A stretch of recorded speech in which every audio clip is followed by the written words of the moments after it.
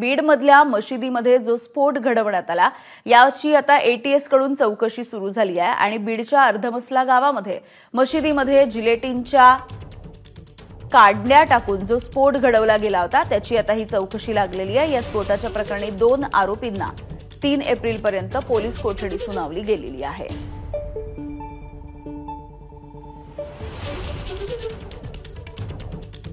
त्यामुळे जिलेटिनच्या कांड्या फेकून हा स्फोट घडवण्यात आला होता। त्याआधी रील सुद्धा बनवण्यात आले होते। 2 जणांना पोलिसांनी अटक केलेली आहे आणि या प्रकरणी आता या दोन्ही आरोपींना 3 एप्रिलपर्यंत पोलीस कोठडी सुद्धा सुनावण्यात आली आहे। बीड एटीएस कडून सध्या या एकूणच स्फोटाची चौकशी केली जाते।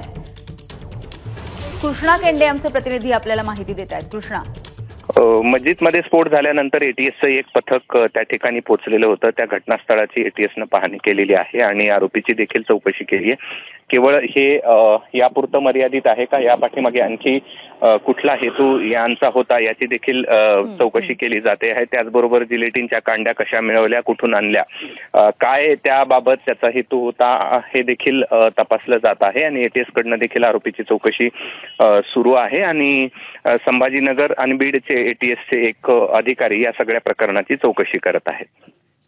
अगदी कृष्णा, धन्यवाद माहितीसाठी। त्यामुळे नेमका काय हेतू होता, आणखी काही धागेदोरे सापडणार का हे या चौकशीमधून स्पष्ट होणार आहे।